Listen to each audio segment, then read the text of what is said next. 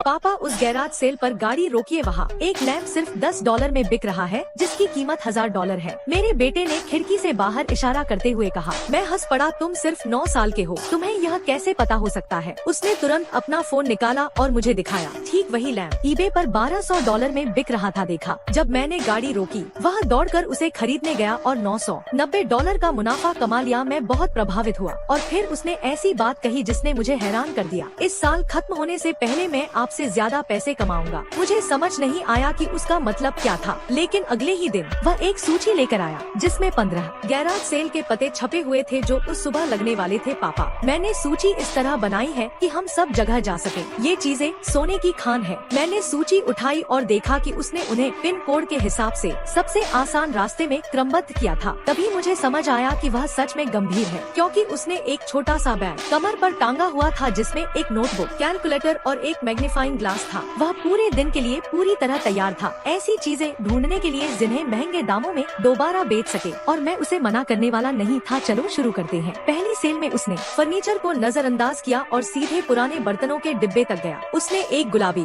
Mixing bowl उठाया, उसे पलटा और नीचे लगी मुहर पर उंगली फेरी। फिर उस औरत को $5 दे दिए। जब वह औरत नहीं देख रही थी, उसने अपनी नोटबुक में कुछ लिखा। गुलाबी बाउल $5 में खरीदा, इसकी कीमत $92 है, मुनाफा $87। पूरे समय मुझे लगा कि यह बस बच्चों वाला शौक है, लेकिन सिर्फ एक हफ्ते में उसने हर वह चीज बेच दी जो उसे मिली थी। मेरा 9 साल का बेटा $60 को 430 में बदल चुका था और यह तो बस शुरुआत थी। अगले सप्ताह वह एक फ्ली मार्केट में गया और उसने एक छोटी ऑयल पेंटिंग देखी जो एक शेल्फ के सहारे रखी थी। टैग पर लिखा था $30। उसने उसे पलटा। पीछे की तरफ बोस्टन की एक गैलरी का स्टिकर लगा हुआ था और पेंसिल से एक नंबर लिखा था। उसका चेहरा पूरी तरह बदल गया। उसे लगा जैसे यह अब तक की सबसे बड़ी खोज हो। पापा, यह हमारी जिंदगी बदल देगा। मैं उससे पूछ पाता कि उसका क्या मतलब है। उससे पहले ही वह उस औरत के पास चला गया जो स्टॉल संभाल रही थी। उसने पेंटिंग उठाई और कहा, यह बहुत सुंदर है, क्या आप इसे 15 में देंगी? उस औरत ने 2 सेकंड देखा और कहा, ठीक है, ले जाओ। उसने नकद पैसे दिए एक लिफाफे से जिसे वह खास इसी काम के लिए साथ रखने लगा था। जब हम कार में अकेले थे, उसने पेंटिंग मुझे दी और कहा, कलाकार का नाम खोजिए। मैंने खोजा। उस कलाकार की पेंटिंग्स असली नीलामी घरों में $4000 से $6000 तक में बिक रही थी। क्या तुम्हें इसकी असली कीमत पता थी जब तुमने पैसे ऑफर किए? उसने कंधे उचकाए। मुझे पूरा यकीन था, लेकिन खोने के लिए कुछ नहीं था, क्योंकि अगर मैं गलत होता तो